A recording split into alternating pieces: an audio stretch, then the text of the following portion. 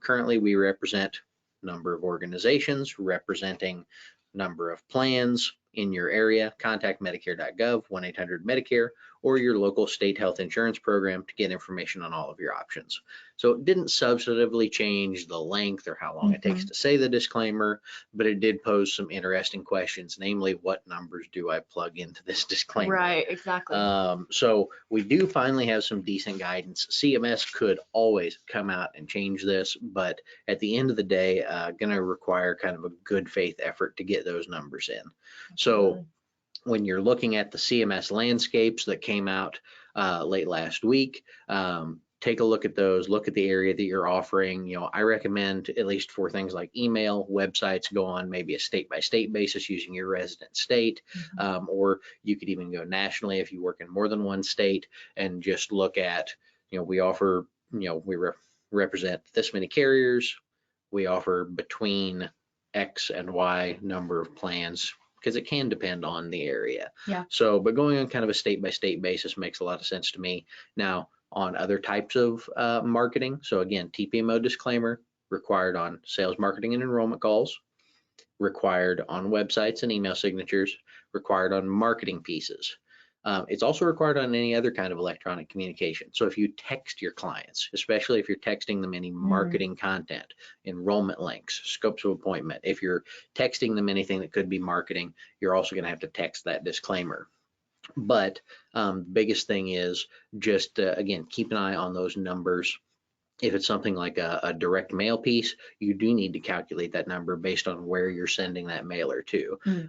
Or if you're running targeted Facebook ads, you need to calculate that number based on the area that you are running that Facebook ad.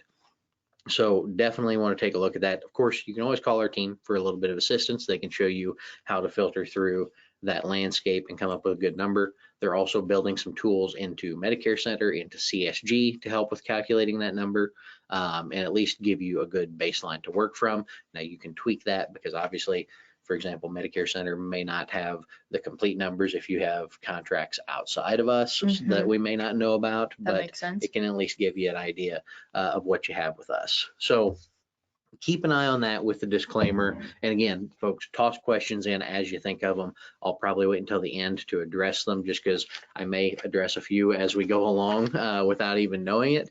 But we'll keep going, and I'll get to those questions all at the end if they don't come up while we're going through there. Perfect. So again, on that disclaimer, kind of last thoughts on it, just realize that that number can change a little bit throughout the year if plans enter or leave the market, or if you choose to pick up new contracts. So just understand that you might need to update that periodically. And that especially with like marketing pieces, you are going to need to keep those on file for 10 years, just like any other sales, marketing, or enrollment materials. Moving on just a little bit to call recordings. So couple changes to call recordings, really exciting. We are going to only have to record sales, marketing, and enrollment calls. So up to now, we have been required to record every call with beneficiaries. They did back off of that a little bit, only sales, marketing, and enrollment calls. So basically, the easiest way to think about this, the way I've told all of our agents so far, is if you need a scope of appointment to have the conversation, it needs to be recorded. That's a good guideline, yeah. So if you are presenting plan benefits, conducting an enrollment, you need to have that call recording, and you need to, of course, give the TPMO disclaimer. So that also counts for things like Zoom calls, Skype, RingCentral, whatever video platform. You still need to record those. You only have to save the audio portion, the actual audio file, but you do need to save those. You might see organizations like us say, hey, continue to record all calls. And really the only, well, correct me if I'm wrong, but from my understanding, people are still kind of suggesting that just because it's easier, but not because you technically have to. Is that correct? Yeah, so still a lot of good reasons to save all your calls. So most phone recording systems that you're set up with as an agent are going to automatically record every call, store all of those calls for 30 to 90 days, and then you just have to pull out the ones that you have to save for 10 years. So the sales, marketing, enrollment calls. But it can still be really beneficial to save the rest of those calls in case there's ever a question. Absolutely. So you call up a carrier, call your carrier rep or, the producer desk or something like that, and they give you an answer. Saving that call recording is also really beneficial because then you've got something to reference back to maybe get a decision overturned or get an appeal pushed through. There's lots of reasons you might still want to record all of those calls beyond just compliance. Yes. Okay. Yeah. Yep, absolutely. So continuing to go with call recording, what types of calls don't need to be recorded? Definitely a couple important things. Don't need to record appointment setting. Don't need to record someone calling in to get new ID cards. Don't need to record someone saying, hey, I went to my primary doctor and they think I need a new rheumatologist. Can you help me find one that's in network? Or, hey, I need to know how to use my flex card on my current plan. So anytime you're talking to someone about that current plan that they're on, or about setting an appointment or other service type work, you do not need to record those calls. So that kind of wraps it for calls and disclaimers for now. We're going to talk now a little bit about beneficiary contact and some new rules regarding that. So looking at how long is some kind of like a request for information. So a business reply card, a permission to contact, how long are those good for? 12 months. So 12 months from the date the beneficiary signs that, or whenever their initial request was, if it was say like a web form or something like that. Those are good for 12 months unless someone subsequently opts in through a different mechanism at a later date. And then of course that pushes it out an additional 12 months. So keeping an eye on all those old leads that you maybe have sitting around in your CRM that, on a slow day you go call through, make sure that you're clearing out any that are more than 12 months old, and trying to maybe collect a new permission to contact or business reply card from some of those folks that are getting closer to the end of that 12 months. Can still collect business reply cards at educational events. So obviously made some changes to events for this coming year. You cannot hold sales events within 12 hours of an educational event in the same location. You also can no longer collect scopes of appointment or set future individual appointments with clients or prospects at educational events, but you can collect business reply cards or permission to contact. So lengthens that process. And here's what I tell folks: there's two primary goals of all these compliance rules. They serve two primary functions for CMS. Number one, providing beneficiaries with as many opportunities as possible to opt out of a sales conversation. Number two, requiring carriers to own up to and not ever be able to again say, well, I didn't know someone was marketing my plans with that ad. So we'll get into that a little later with some of the advertising stuff, but that's kind of the two main themes with all of these new rules. Big change with business reply cards. So obviously for a long, long time, it has been not permitted to cold door knock for Medicare Advantage and PDP. So if you were out door knocking, you could not be representing Medicare Advantage or PDP. You could represent Medicare Supplement. You could represent ancillary products, things like that. But a lot of folks might go knock on a door if they got a lead card. So I got a lead card for Medicare Advantage. Well, that's not a cold door knock. CMS changed the game on that. Even if you have a business reply card, a lead card, a permission to contact, CMS does not consider permission to go knock on someone's door. You cannot approach a beneficiary's home without a preset appointment. So keep an eye on that. They also, through some additional guidance, it's really tough, folks, because a lot of folks will say, well, you could still go door knock for Medicare Supplement, for dental vision hearing, for cancer products, for whatever. But as someone who's contracted with Medicare Advantage and PDP carriers, you're required to follow these CMS guidelines, which means no cold beneficiary contact, which means no door knocking. So even if you're allegedly going to door knock for something like a med sup, the argument here is, well, you're contracted for Medicare Advantage, you're contracted for PDPs, you're contracted for products that do not allow you to do that door knocking. And obviously, if that turns out to be the best product for that client, you're going to sell them the best product for that client. Right. So the argument here is don't door knock. If you're contracted for MA and PDP, don't door knock. End of story. Keep those questions coming. Like I said, we will roll through those towards the end here. But couple other things to keep an eye out for.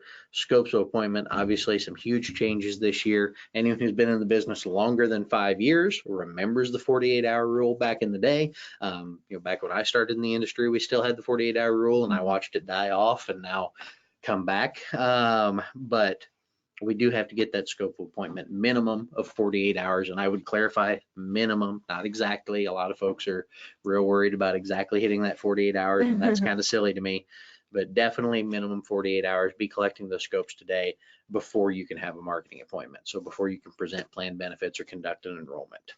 So are there any changes, just for people who might have been in the industry for a while, are there any changes to the 48-hour rule this time around that are different than the last time? Yeah, so I think there has been a lot more clarity. So back in the day with the 48-hour rule, we had kind of a very generic and very poorly policed walk-in rule, where if someone was a walk-in, you could waive the 48-hour rule and things like that.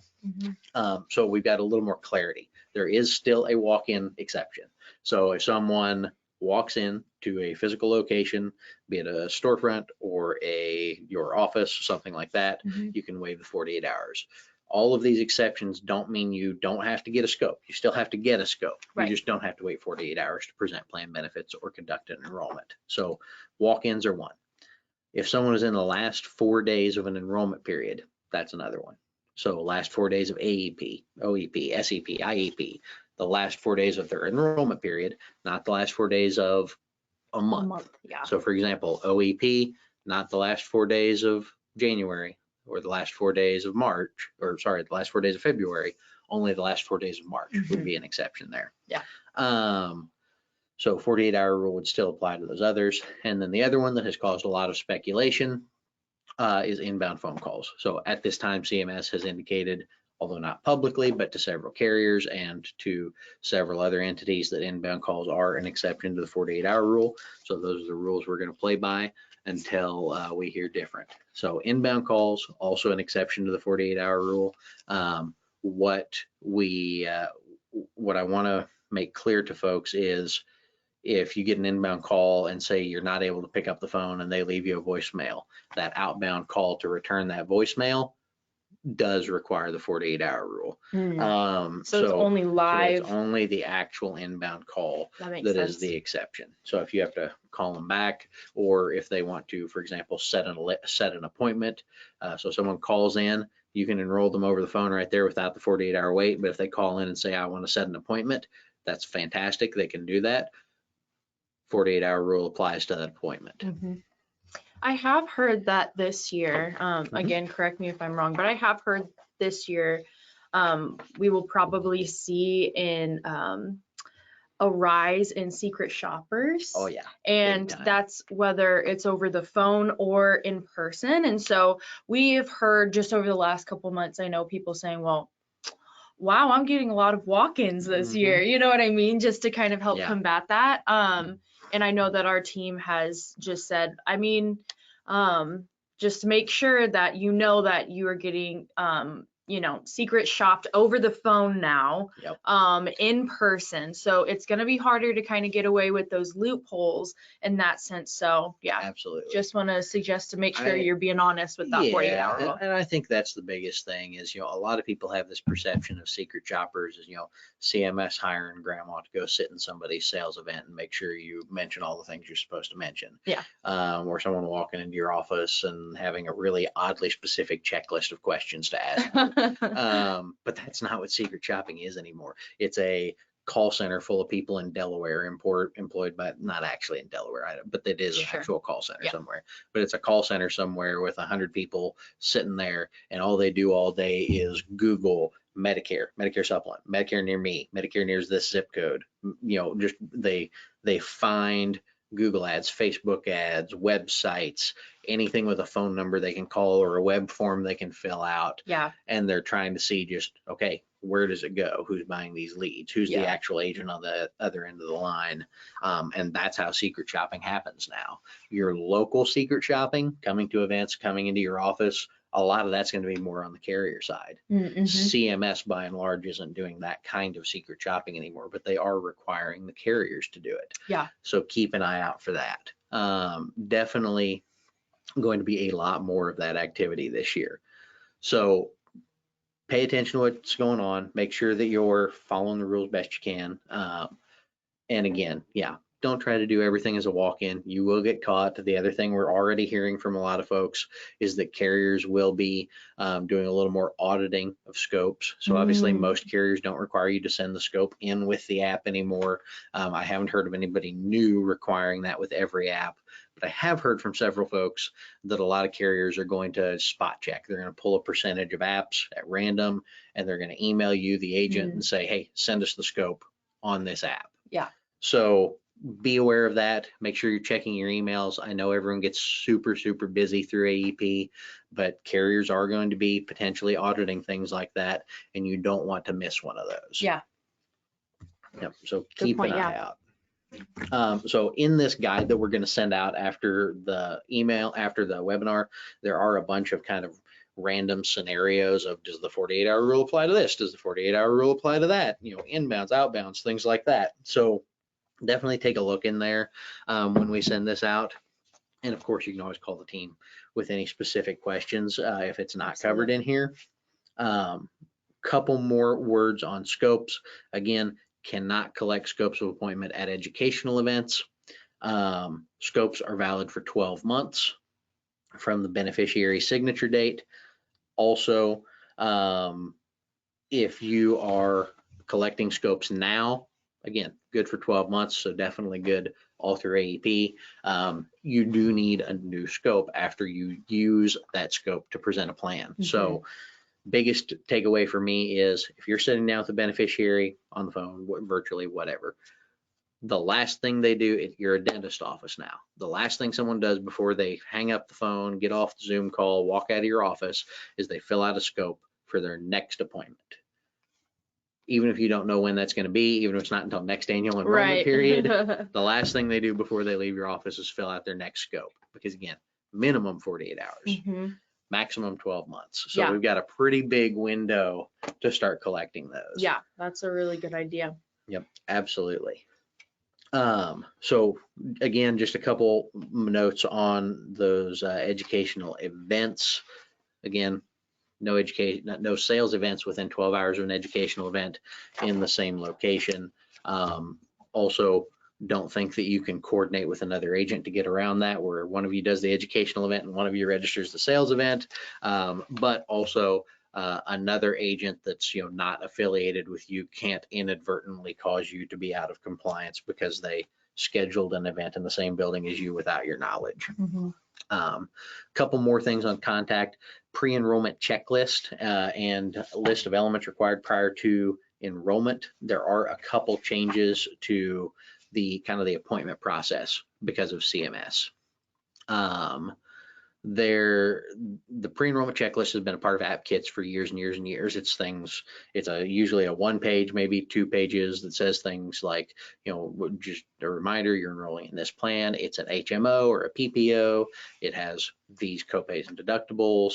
It has these elements. They added something to the pre-enrollment checklist this year. It's called effect on current coverage, and it requires you, the broker, the agent, to indicate to a client what happens to any other coverage they have when they enroll in this plan. So sometimes it's super easy. They're enrolled in a Medicare Advantage plan. You're enrolling them in a new Medicare Advantage plan. The effect on current coverage is your current MA plan will end on 12/31. Your new MA plan will take effect on the first of the year. The reason this was added, though, really was because of programs like TRICARE, or like Federal Employee Health Benefits, or Indian Health Service, or VA, all these other programs that are not Medicare that are affected by Medicare choices. So that makes sense. If you are working with veterans, if you are working with folks who have other coverage outside of Medicare, just be versed in what enrolling in a plan is going to do to that other coverage, and make sure that you're able to explain it to your clients. Reminder on the pre-enrollment checklist, if you are working telephonically, enrolling folks over the phone, you're required to read that pre-enrollment checklist in its entirety and get an affirmative response that the beneficiary understands it. For in-person meetings, you just have to provide a copy in writing. And again, it's part of every app kit you have ever seen. So, marketing pieces. Gonna be honest, we're sitting here and it's the 28th of September. If you have marketing pieces and you haven't already sent them to me, you're kind of too late. But I'll still look at them because I like you guys. Sure. But anything that meets the CMS definition of marketing has to be submitted to any carriers you plan to represent with that marketing piece and to CMS for approval. That's a process that can take anywhere between 5 and 45 days, depending on what type of marketing piece it is. And that's assuming we can get all the carriers to agree on it, Right. which doesn't always happen. But if you do have anything that meets the definition of marketing, meaning it contains marketing content such as plan information, plan names, benefit information, and it has marketing intent, meaning the goal is to drive people's attention to a plan or group of plans and entice them to enroll in that plan or stay enrolled in that plan. So even retention-based marketing that contains that content and intent, those are marketing. TPMO disclaimer has to be on there. There's actually like 27 different disclaimers that something might have to have on it, depending on the content. There's a wonderful white paper that we just put up in the AEP toolkit. Awesome. That outlines all of those different disclaimers and which ones might need to be where. I'll make sure to throw that in the follow-up email. Absolutely. So we've got that great resource. But again, if you're creating things, if it is client facing, send it in for us to take a look at. We have a submission form on our website where you can upload documents, or if it's something web-based, you can link to it. Toss that in that form and I'll take a look at it and we'll say, hey, this is marketing, or it's communications, which is anything else that a client might see that's not marketing. If it's communications, it doesn't mean it doesn't need any disclaimers. Again, like 27 different disclaimers something might need. For example, or one that people miss all the time is if you're marketing an event, it doesn't matter whether it's an educational event or a sales event. If you are marketing an event, even if it does not meet the CMS definition of marketing, there's still some disclaimers you might need. For example, you need an accommodation statement, a phone number or teletypewriter number that people can reach out to if they need accommodation, like sign language translator, large print, braille, a different language interpretation of plan materials. So you have to have that on those types of pieces, even if they're communications. So again, the big point of this story is it can take a while to get actual marketing pieces approved. Anything your clients see should be submitted for review, because we can save you a lot of headache down the line. And again, don't assume that no one's going to see it, because that's really the way secret shopping is happening nowadays, is they're finding marketing pieces and seeing where they lead. Follow up to that, if you are buying leads in any way, you need to know what people are seeing. If it's web leads, if it's direct mail leads, if it's live transfers, you need to know what people are seeing and why they're clicking on that link or picking up the phone or filling out that web form. People need to know what they're seeing and whether or not it's compliant. So one of the big questions I've gotten in terms of marketing is like, okay, well, what if I'm doing a Medicare 101 presentation and I'm trying to describe original Medicare versus Medicare Advantage? Can I still say things like routine vision, hearing, and dental benefits, or does that make it marketing? Yes, you can still absolutely describe those as commonly available benefits that people think original Medicare might cover. You don't want to talk about any carriers. You don't want to talk about any specific benefit amounts or anything like that. But you can still describe that, hey, original Medicare does not cover these things. If you are creating any marketing pieces, you do need to have them be specific. So again, part 2 of the big goal of all these rules is to make sure carriers are owning up to anything that is being used to market their products. So if you're mentioning any kind of benefits, you need to be specific in the amount of benefit being offered, and you need to name the carrier or carriers offering them. And again, those will have to go through review through the carrier and through CMS. So you want to make sure that that carrier's mentioned, that it's going through that process, you also have some things that you cannot market anymore. And mostly this is targeting some of those large national TV campaigns and things like that. Biggest changes, and these are some real wins for agents. I just want to be clear on that. Can't market benefits in areas they're not available. That's all the big TV campaigns that were marketing, a $150 give back when it was only actually available in 4 counties in Florida or something like that. The other big thing that we saw super commonly in some of these TV ads, marketing savings compared to someone without insurance. So like you may have seen something like save $5,000 a year on your drug costs. Well, that's the comparison of the value of the Part D program as a whole. It doesn't matter which Part D program you have. If you have a Part D plan, you're saving $5,000 a year compared to someone with no insurance. So making sure that you're only using representations that are actually based on plan choice. Same thing with like savings on Part B premiums. You saw a lot of things marketing Part B savings that were actually talking about DSNP eligible individuals that were having their Part B paid by the state or by the Medicare savings program. Again, that actually does not depend on what plan you're in. It depends on whether you're eligible for Medicaid. Right. So only marketing benefits that are actually benefits is kind of the name of the game. And just, again, making sure that you know where your leads are coming from, because especially if you're buying online, live transfer leads, things like that, more of you than you would think have probably bought Joe Namath leads, JJ Walker leads, William Shatner leads. Right. You want to know where those things are coming from. Absolutely. And if you want more information, that's a conversation that we've kind of had for the past year or so. Oh my gosh, yeah. Yeah.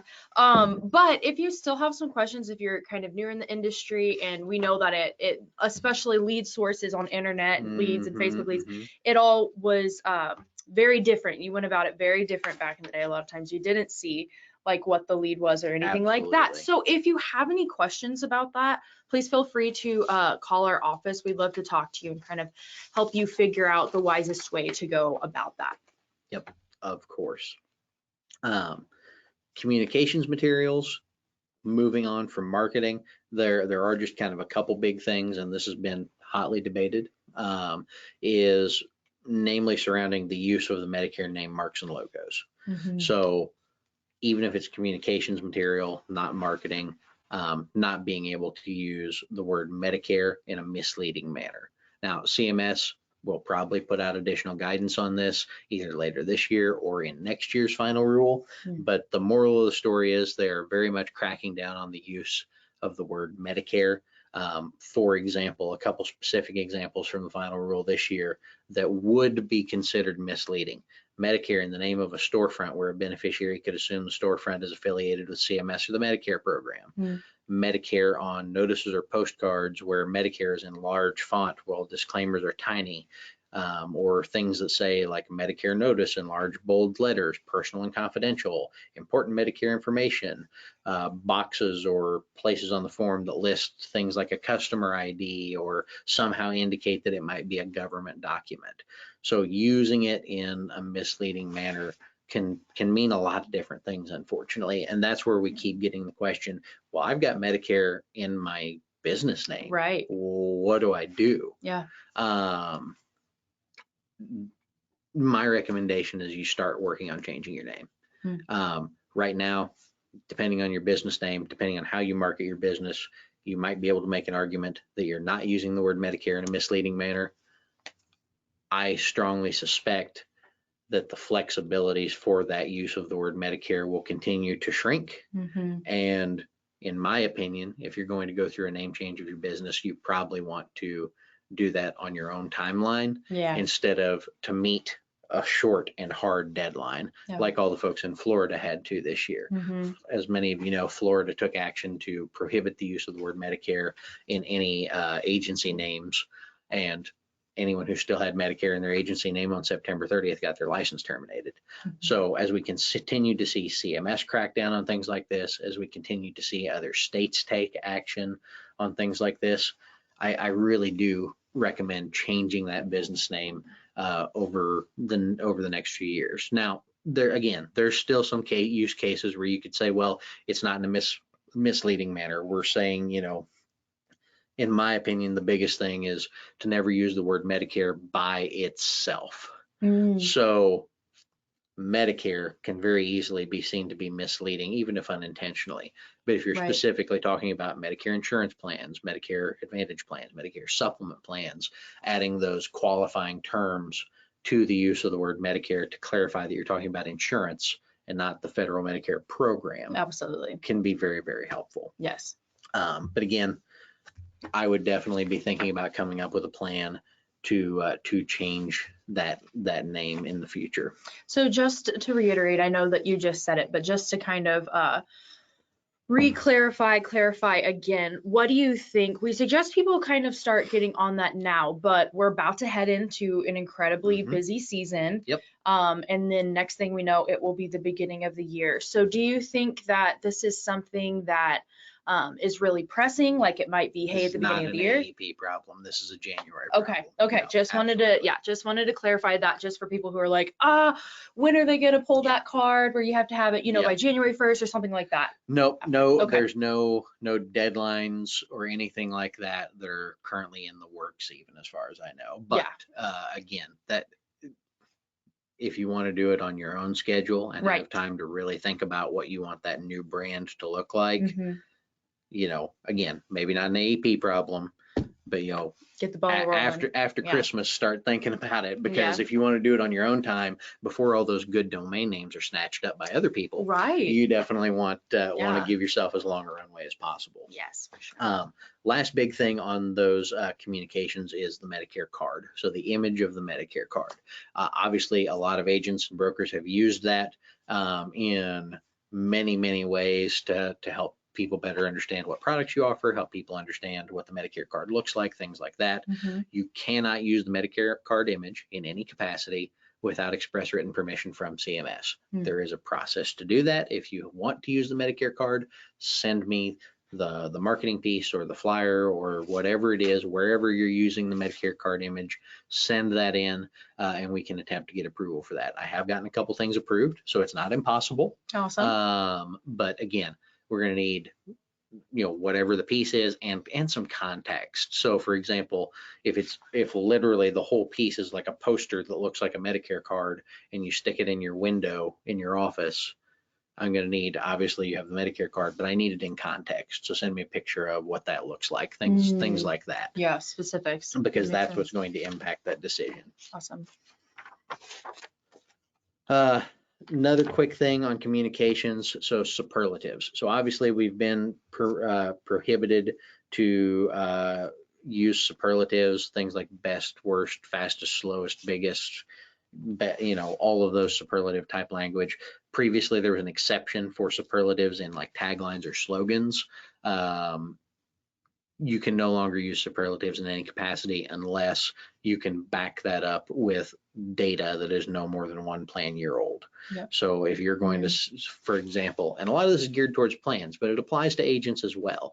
So a lot of, you might see a marketing from a plan that says, fastest growing or largest network, something like that. They can still market that as long as they can back it up with verifiable data that is no more than one plan year old.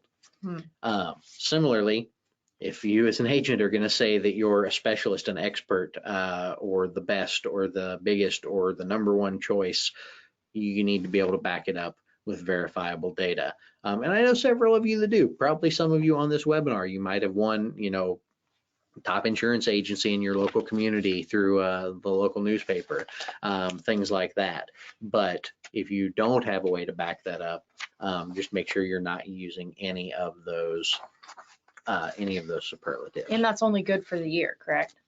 Yeah. So again, has to be every most recent plan year data. Yeah. So again, couple last finishing notes before we get into questions. So keep popping questions in. Last couple pages of the guide that we're going to send out goes over kind of that carrier side of compliance and the increase in their oversight that is required by CMS. So again, just keep an eye out for maybe updates from your carriers on different aspects of their compliance program. They may request information, request more auditing, request compliance attestations, things like that. And again, expect a lot more secret shopping and that type of activity. Absolutely. Whew. That's a lot. I know it's a lot. We've done a lot of times, but we've got Yes, questions. So let's go absolutely. into those. So Linda is asking, can someone send the new disclaimer out to us that includes the ship required language? So that's going to be in that document, correct? That we're going to Absolutely. send out. Awesome. So you'll have that in writing. It'll be in the follow-up email. Look out for that. How do I get the integrity guide? Like I said, we're gonna send that out in the follow-up email. So make sure that you're checking on that. If for whatever reason you don't get the email, sometimes it gets stuck in junk. Sometimes if you've unsubscribed from certain emails, it unsubscribes you for more. Whatever that may be, go ahead and contact us and we'll make sure to get that over to you as well. Yep. Let's see. Michael's asking, do we have to provide the disclaimer over the phone every time we talk, or annual or each enrollment? What about text? Once, multiple times? Yep. So on the phone, it's going to be required for every required call. So every sales, marketing, and enrollment call will require that disclaimer within the first minute. So that part didn't change. So, if you present a plan to someone, it's required at the first minute of that call. If they say, let me think about it and I'll call you tomorrow, they call back, it's required at the beginning of that call as well. As soon as you can establish that it is in fact a sales, marketing, or enrollment call. As far as, I'll go back to that, I wasn't done. Oh, sorry. There we go. Because There's a lot of questions within the question. So that's the phone. So for every call. So text is kind of an interesting one because like there's the argument that like, so if you were on the phone with someone, they would ask multiple questions, they would talk, you would talk, they would talk, you would talk back and forth. But the text is a lot more weird because, Right. What constitutes a single conversation? Is Correct. it, every time the calendar flips, every, once per day, once per, in theory, only once per conversation, but what constitutes conversation? Right. I would advise, again, most people via text, if you are texting your clients, you're probably not doing a full compliant plan presentation via text. You're just not. Right. So the only time it should really matter for a text is, are you sending an enrollment link? Are you, sending a marketing material? Are you, using an automated texting service with the appropriate compliant opt-ins from your clients to send out marketing texts? That's when it would apply, and it would apply in each instance of that marketing use. Alrighty. My Facebook business page includes followers from many states. How do we handle the disclaimers in this case? Fantastic question, Matthew. So if you're in multiple states, again, there's kind of two main ways to look at it. And right now, either way would be acceptable unless CMS provides additional guidance. You could come up with kind of the biggest number possible. I'm in like 7 states and we represent, 20 carriers in those 7 states. And between those 7 states and those 20 carriers, they offer 347 plans. So you could go that way. Or you could say, well, I'm in 7 states. I represent, 20 total carriers, but the most I represent in any one state is 14, and they offer anywhere between 90 and 120 plans. So you could kind of do it as a range. Yeah. We represent between 14 and 7, between 7 and 14 plans, offering 47 to 190 plan options. You can kind of do it either of those two ways. And again, call the team if you have questions on coming up with a good number. Does Medicare Center only save recorded calls for 90 days? No, Linda, the Medicare Center does save those for 10 years. That is a unique solution designed specifically to deal with this problem of call recording. So the 90 days I referenced was a lot of your again, Medicare Center built for agents, built for this task. But if you're using something like a Ring Central or a Zoom or an 8x8 or some other voice over IP type system, a lot of those are only going to store your recordings for 30 to 90 days unless you're paying for some enhanced plan or something like that. And you're going to have to download those periodically. So you just want to examine what you are using for your call recordings. Absolutely. That way you know what that timeline is. Do we need to save the disclaimer with every, oh wait, is that it? Yes, okay. Yep. Okay, yes. Do we need to say the disclaimer with every call, even if agents are just calling to confirm an appointment or if a client with us has a quick question? Sure. So I think we kind of covered that Mhm. in the presentation, Lori. But if it's just to confirm an appointment, set an appointment, service calls, things like that, no, it is not required. It's only required on sales enrollment and marketing calls. So again, if you would need a scope to have the conversation, you need the disclaimer. Okay, let's see. You mentioned the disclaimer should be included on text and emails for scope, blah, blah, blah. Assuming the scope of, blah, blah, blah, blah. Sorry, I'm just trying to read through this to Yeah. make sure we haven't answered this, because some of our,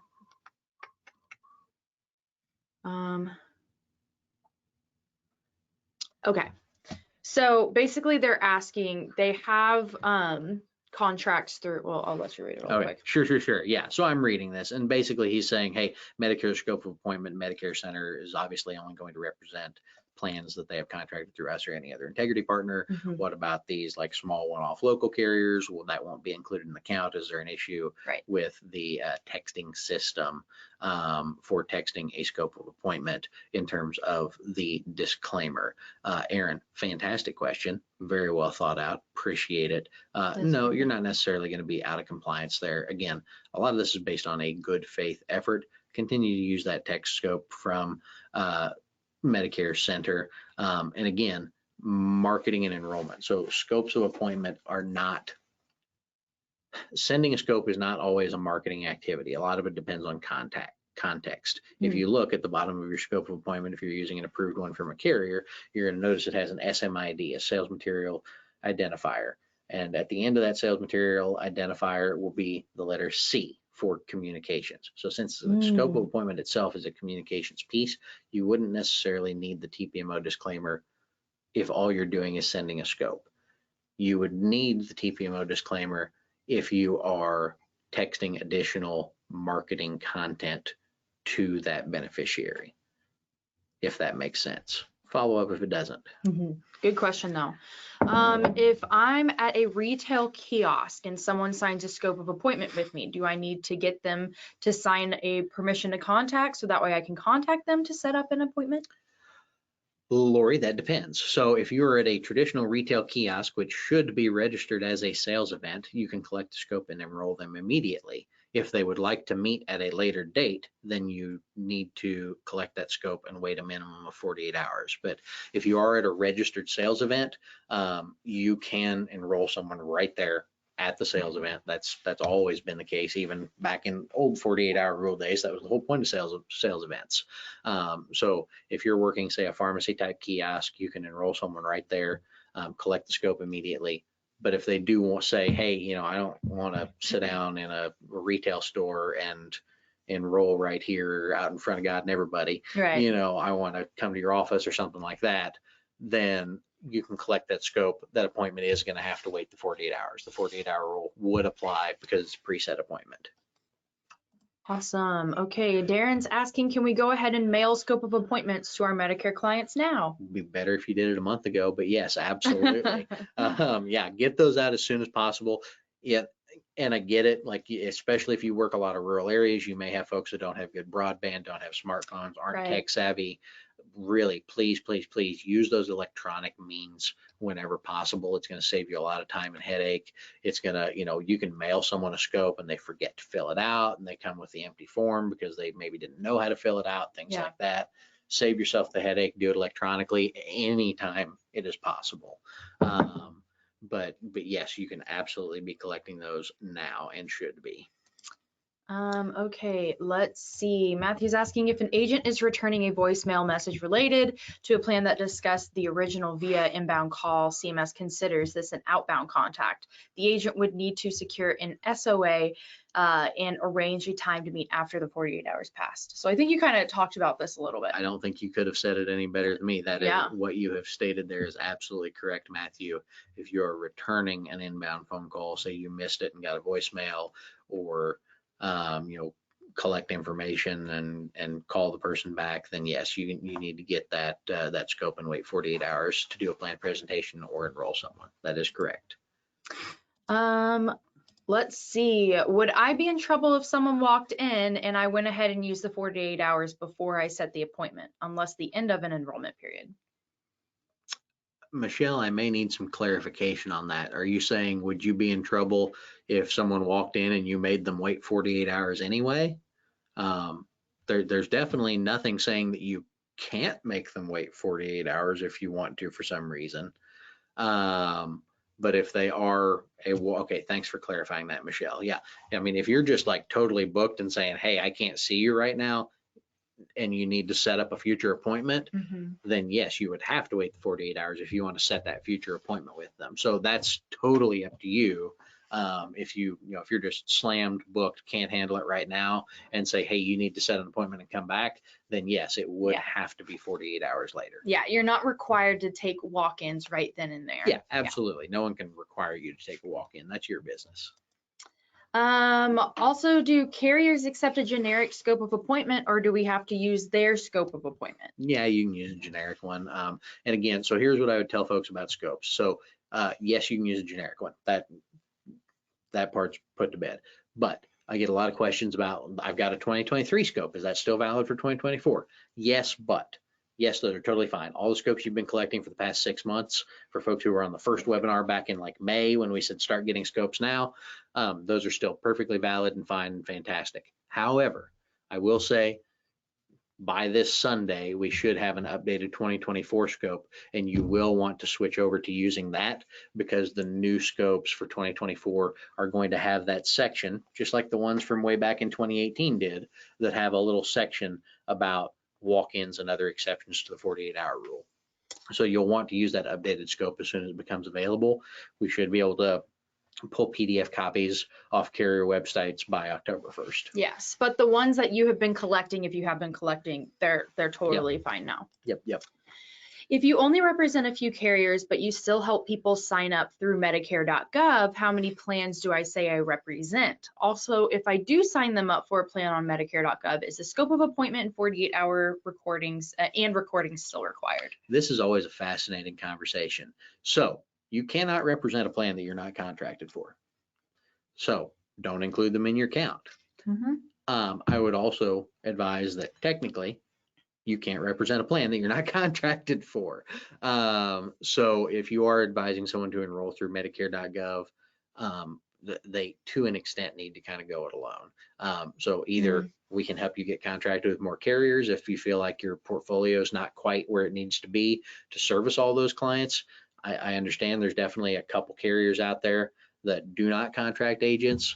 So, there's always going to be fringe cases, but you can only represent plans you're contracted with. So you are not signing them up for a plan on Medicare.gov. They are self-enrolling. So is the scope and 48 hours and recordings still required? To an extent, yes. You would still be required to get a scope before you present any plan benefits. So you'll probably present plans you do represent, and then if something that you don't represent may be the best fit for that client, that's on them. But you'll still need a scope to present plans to that client. You'll still have to record that if it's over the phone, virtual meeting, something like that. Okay, phone calls and current clients. Can we call our current clients and ask to get their drug list so we can run it through Medicare, through the Medicare website? When we call them back to let them know the results, do we need a scope of appointment? Would we need to read a disclaimer in either situation? On incoming calls with a client and or a possible first client, do we have to read the disclaimer each time we talk to that person? How and when do we need to read the disclaimer to our current client? So we've kind of already. So this one, yeah, but I want to clarify something because I get this a lot, that people will come at me with like, but my current clients, there are zero exceptions to any of these rules, whether someone is a client or a prospect. The rules apply equally. It doesn't matter if this person has been your client for 20 years or if you just met them yesterday and they've never had a product with you. The rules don't change. So yes, you can call and get folks prescription lists and updated. Really recommend that you use Medicare Center, Jeff. It's a great tool. You can save those drug lists so you don't have to start from scratch every year, unlike Medicare.gov. If your client has a Medicare.gov account, you can even use the blue button to import their drug list, which is a fantastic resource. But yes, you can call and get their drug list, but to call them back and present plan options, share the results of that search, yes, you do need a scope because that's presenting plan benefits and potentially conducting an enrollment.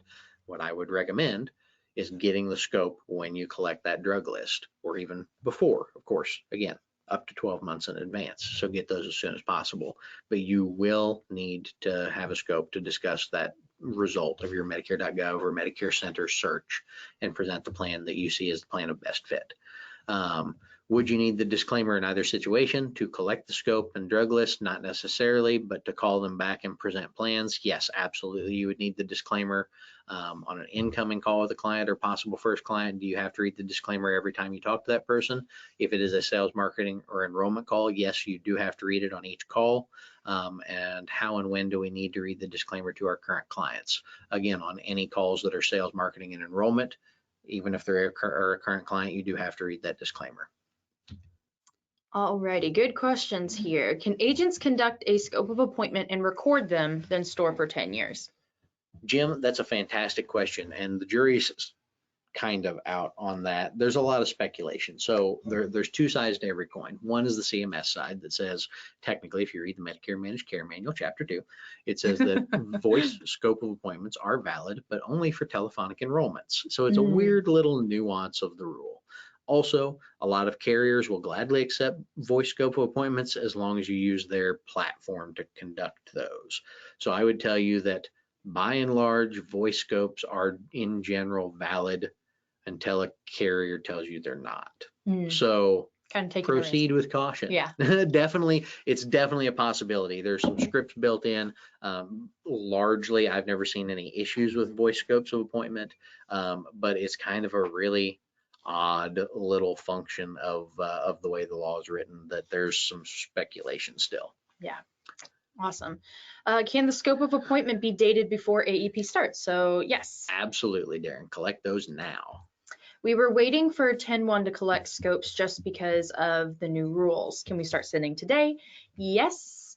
Yes. At an in-person appointment, do disclaimers on the enrollment need to be read word for word in their entirety, or can you just tell them what it says? Michelle, I'm going to ask for clarification again. When you say disclaimers, do you mean the TPMO disclaimer, or are you talking pre-enrollment checklist? For an in-person appointment, of course, you do not need to read aloud the TPMO disclaimer. The pre-enrollment checklist simply needs to be provided in written format during an in-person appointment. Again, it's in the app kit. So as long as you're providing a copy of the app kit, like you're supposed to with every enrollment, you're in good shape for those in-person enrollments. Did I hear correctly? We need to keep marketing pieces for 10 years. Katie, you did hear correctly. Anything pertaining to an enrollment must be kept for 10 years, including marketing pieces, lead cards, scopes of appointment, apps, any other documentation relating to an enrollment does need to be kept for 10 years. Alrighty, will we be able to go back and listen to the recording of this webinar? Yes, we have recorded today, and we will put that in the follow-up email as well, and probably put on our YouTube page as well. So be looking out for that. I forgot to mention that. Thank you. My title is Advisor, Senior Products. Is this legal? Our department on our website says Medicare. Should our marketing team change that, and to what? That's a good one. Thanks, Peggy. Yeah. So again, like it's a matter of how in a hurry are you going to be.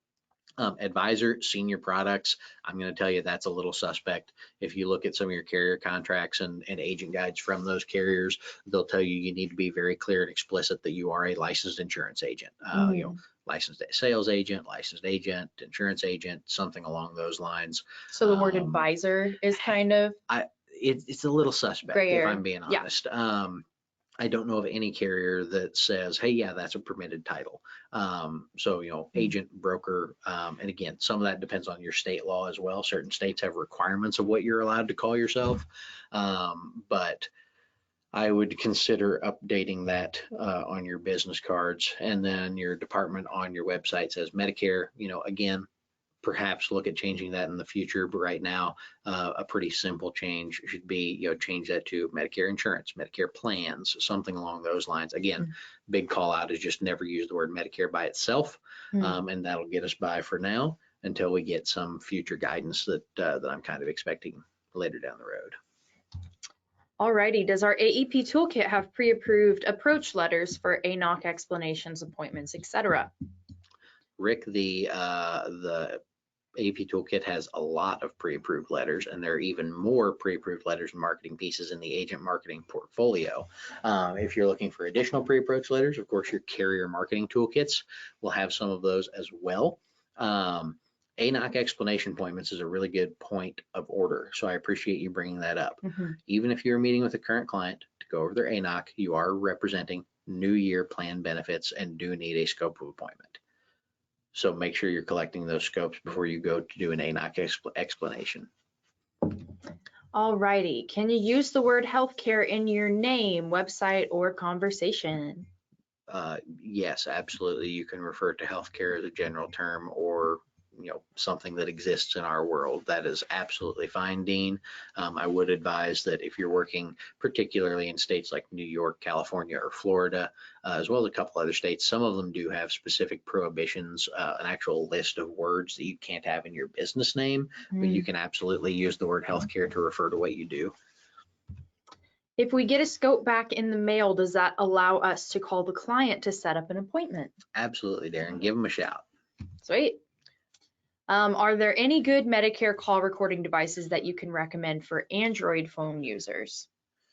So for your Android phone, it's probably not. There are some apps out there and things like that. You're just going to want to really do some looks at your data security, but I really recommend starting with one of two options.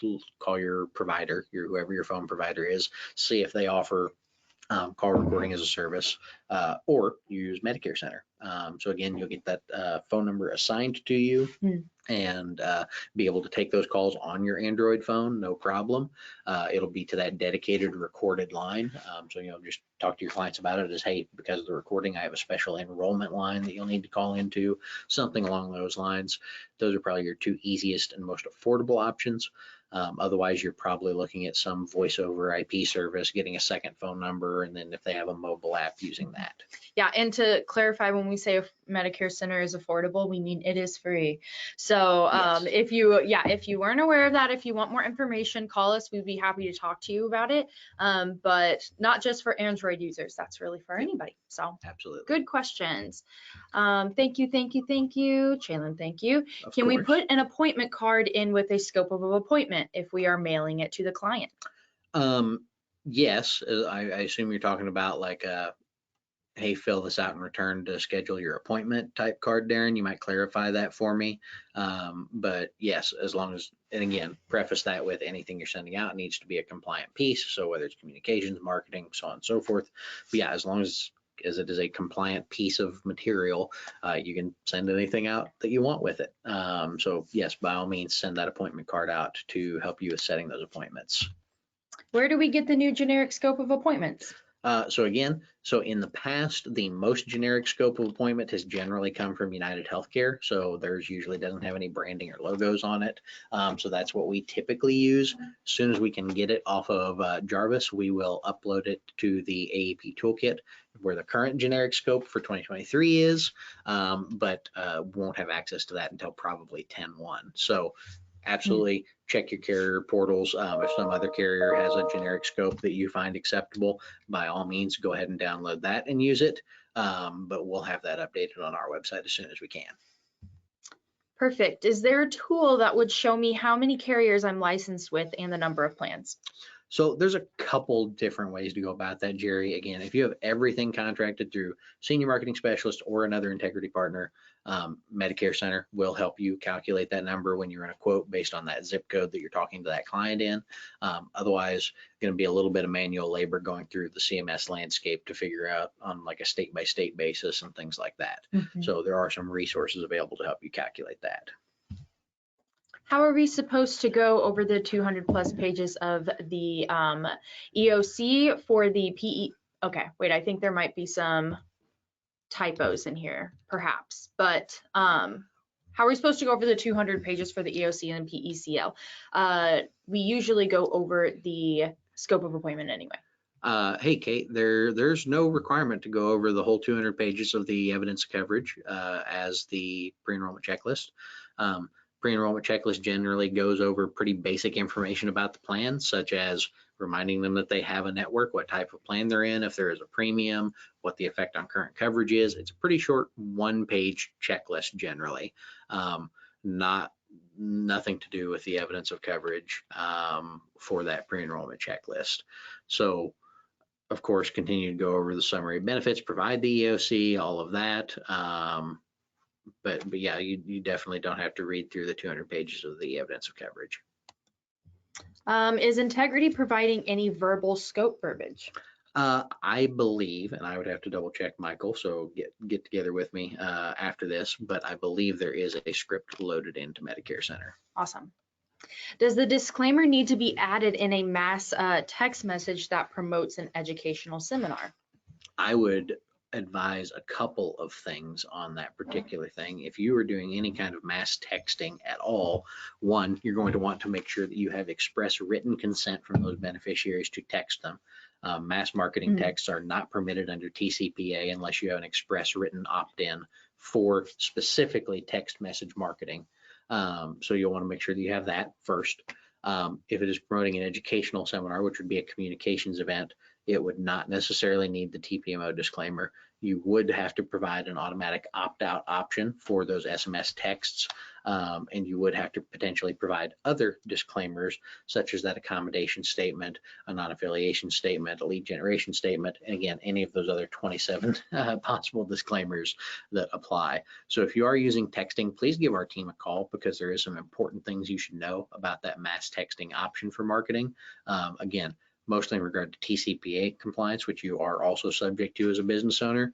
Just want to make sure you're staying on the right side of things with that. Absolutely. Because texting is so much more common now, especially mass text and stuff like that.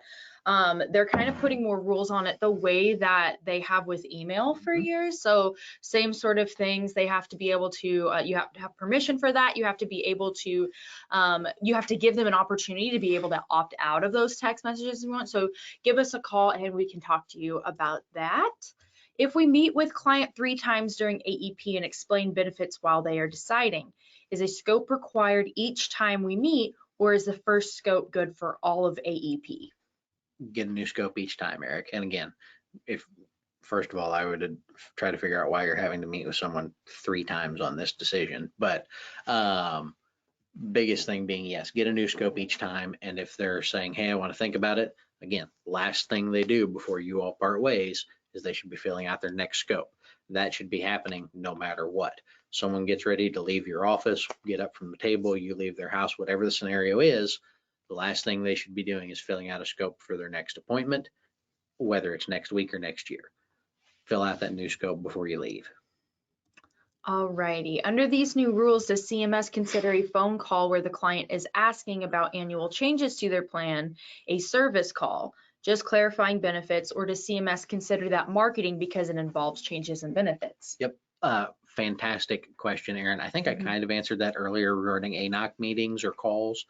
Yes, since you are going over new plan benefits for the new plan year, that would be a marketing activity, and you do need a scope of appointment.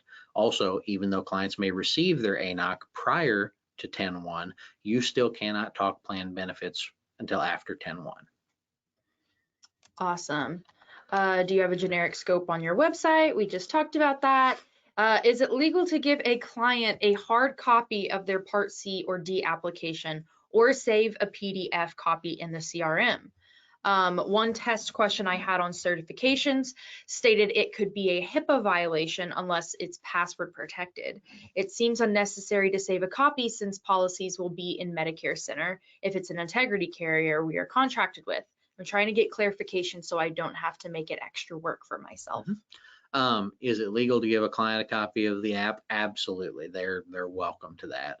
If you want to make a copy for them, totally up to you. You don't necessarily need to. You should have that like post-enrollment checklist and enrollment receipt that they're also getting. And then of course they'll get their plan documents a couple weeks afterwards. But if you want to, you can definitely provide them with that. In terms of storing copies of those apps yourselves, again, there is a requirement to keep anything related to an enrollment, including that, for 10 years. Whether you store that in Medicare Center, on your own local hard drive, in a paper copy, whatever format you want to save it in. Yes, you do need to have access to a copy of that.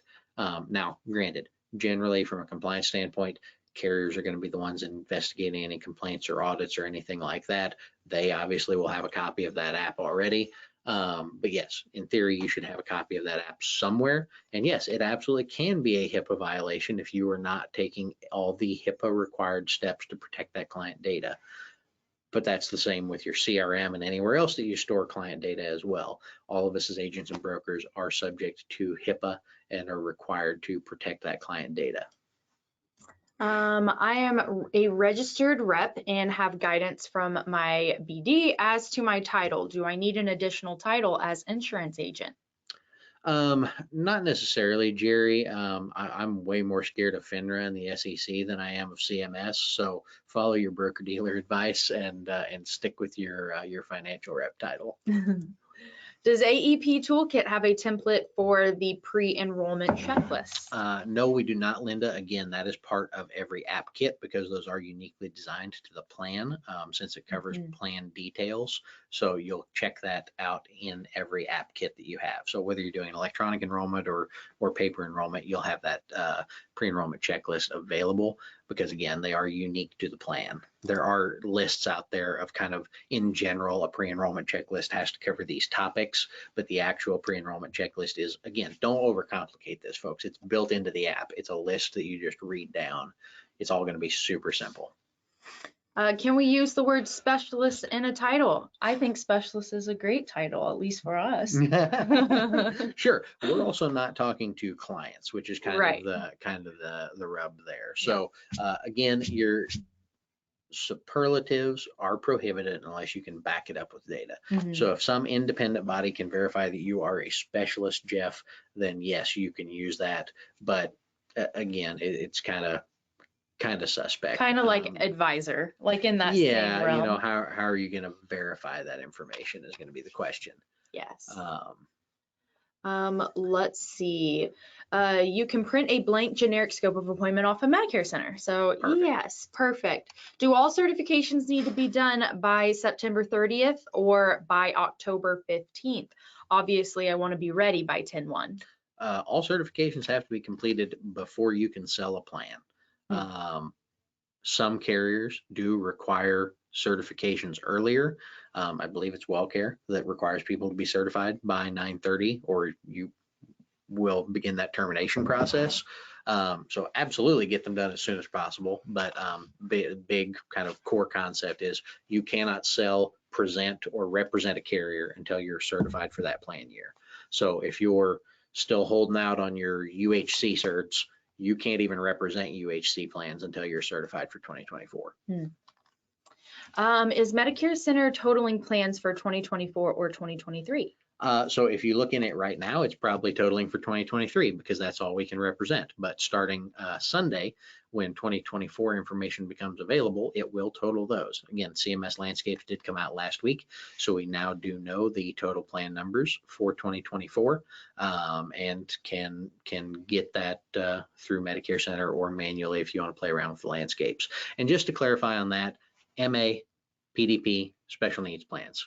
Total of those three, not med subs, not ancillary, but it does count MA, PDP, and special needs plans is the number you're looking for. Perfect. Yes, and just to clarify for anybody who might have hopped on, we do have a recording of this and we'll send that out in the follow-up email as well as put that on our YouTube page. Do you have an appointment card available on smsteam.net? Yes, so it depends on what you mean by card. We have a form that's a permission to contact, business reply card, appointment card, more or less interchangeable terms. We do have a permission to contact form on the toolkit that you can download. It is a full 8.5 by 11 page.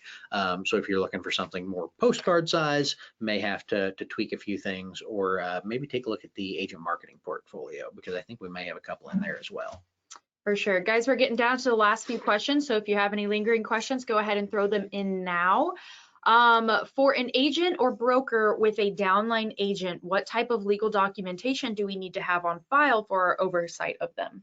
That's a great question, Jeff. So something I would recommend to anyone with downlines is first of all, you definitely need a contract between you and that agent outlining duties, responsibilities, commissions, anything, just like you would with any other employee or contractor, depending on how you have them set up. So have a contract of some kind between you saying that, hey, you're going to follow the rules, you're going to do, your certifications, all of those things.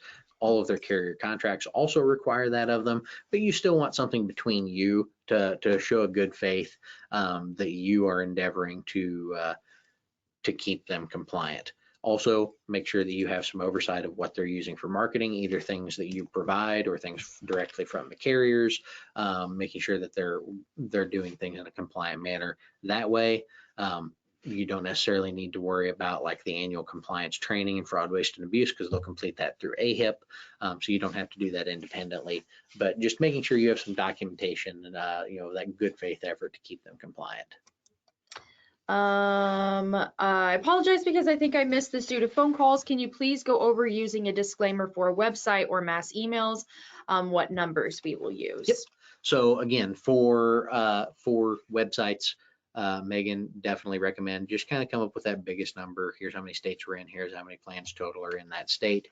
You could stretch it out as a range of like, in our smallest state, we have 6 carriers that offer 47 plans. In our largest state, we offer, 19 carriers that offer 246 plans. None of those are real numbers, but you get the gist. So you can kind of do it one way or the other. For mass emails, I need a little more clarification. Your general email footer for just your personal email should have the same numbers as your website, more or less. For mass emails, that implies to me some kind of marketing email. That disclaimer should be tailored to the area that the email is going to. And again, big call out from CMS is no more nationally based marketing, more or less, is the idea. You need to be tailoring that to the local areas and sending those out in maybe segments that you can get a better, more accurate disclaimer on. Alrighty, if someone calls to ask questions about their ANOC, will we have to tell them that we will have to call them back after 10/1 or after we have a scope of appointment? Yes and yes. Need that scope since you're talking about new plan benefits, and since it's 2024 benefits, you want to wait until after 10/1. Perfect. Regarding Kate's question about the EOC, some carriers have put on their own checklist or other training material that suggests we do need to review information from the EOC with clients. It often seems vague, but anything with the EOC is daunting. Mm-hmm. Yeah, I would read through that. Generally, those requirements, when I have seen them in the past, the requirement is to review that the EOC is a thing that exists. Here's what it does, and here's a copy. So again, maybe review that guidance from individual carriers and reach out if you have questions, but don't overthink it by any means. Why did the retention policy change from 7 years to 10 years? Hey, Linda, the retention policy for CMS documentation has always been 10 years. HIPAA guidance generally states 7 years for data retention, but CMS guidelines for scopes and materials related to enrollment have always been 10 years. What if the applications do not have a PECL? We have some that we received for 2024 that do not have it anywhere. Megan, they probably do. It may just not be explicitly called a pre-enrollment checklist. So reach out to me if you have questions on that for a specific carrier, but it definitely will be within the app kit somewhere. It just may not be specifically called a pre-enrollment checklist. Was the permission to contact form changed for 2024, and do I need to reprint that? I don't think there are any substantive changes. We may have updated some disclaimers on them since it's a communications piece. It doesn't need the TPMO disclaimer, so no concerns there. But we do have it updated and available on the AEP toolkit. So double check it and make sure it's substantially similar to the one you already have before you reprint. Perfect. I did receive a 2016 Trusted Advisor Award for our local business journal in the insurance agent category. Would this back me using the word advisor in my title? No, because again, anything that you're going to use a superlative for must be backed up with data no more than 1 plan year old. 2016 was a bit ago. at this point. So you would need something, for example, from the CMS guidance states from the current or most recent plan year. So you would need something from 2022 or 2023, and then after the first of the year, 2023 or 2024. So something from 2016 would not be acceptable for backing up that advisor title. I use the website myhealthcarehero.com for my other health plans. Would I be able to tie that into my Medicare as well? Sure, absolutely, Dean. I'm going to start mailing my scope of appointments to my current clients tomorrow. Is there an approved letter I can put with my scope of appointment? Absolutely, Darren. Again, check out that AEP toolkit, check out the agent marketing portfolio. We've got a wide variety of letters, postcards, flyers that you can send out to clients along with that scope. Absolutely. Alrighty, we have some more thank yous here. Well, guys, go ahead and throw those last second questions. Otherwise, is there anything else you kind of want to add before we get into our AEP season? 72 hours away, folks. It's getting really, really close. We've got a lot of work to do over the next 2 months, but I'm just generally excited. I think it's going to be a really good AEP. Obviously, a ton of flux in the marketplace and a lot of opportunity for agents. This is not compliance related at all, but just some Easter eggs for everyone who stuck around to the very end, I guess. I would really advise someone, spend the next few days tracking down all of your clients that don't take any drugs. If you've been paying attention to the PDP market, you're going to want to meet with those folks that don't take any drugs. They just keep a drug plan to avoid the penalty. Probably going to need to make a change for those clients. And in turn, make sure you're checking out the contests page on smsteam.net. If you're meeting with those clients that don't take drugs, those are your healthier folks. They may benefit premium-wise from considering a med-sup plan change, and carriers are going to be running some pretty crazy underwritten med-sup bonuses during AEP. So make sure that you're checking out things like that and just looking for those opportunities to make sure that you're still making money on those drug plan changes. They can be such a time suck. So have a good system in place, have a way to continue to make money with those through cross-selling, through rewriting those underwritten med sups, through cross-selling cancer insurance, dental, vision, hearing, things like that. There have been a lot of kind of changes to some of those ancillary products just in the past few weeks. For anyone working Medicare Advantage side, GTL just announced the guaranteed issue window on their hospital indemnity plan is going up to age 70. So even clients that may think they've missed the boat on those hospital indemnity plans, make sure you're talking to them and getting going. But again, just a couple of Easter eggs. I could talk for another hour about all the craziness with AEP, but give our team a call if you have any questions about compliance or anything else. If you feel like you're not prepared or feel like you need some more information, our team can definitely give you a hand. Absolutely. And the last 5 minutes of this is not going to make sense to anyone 6 months from now when they watch the recording, but that's okay. Sure. Absolutely. Lots of thank yous here. Chaylin, having you covering our backside gives us peace of mind. We feel very lucky to have your due diligence. We feel lucky. Thank you so much. I feel lucky. I'm really glad I can do this for everybody. Awesome, guys. Well, like he said, if you have any follow-up questions now or honestly through AEP, please give us a call. We want to make sure that we are helping you the best that we can. But it doesn't look like we have any more questions. So make sure to catch this follow-up email that's going to come out later today with a lot of the resources that we talked about here today. If you are watching this recording, chances are you've already found that follow-up email. But if not, please feel free to watch on our YouTube page as well. But again, thank you so much, Chaylin. Oh, thank you, Sadie. Awesome. Yes, best of luck during AEP, guys. Thank you.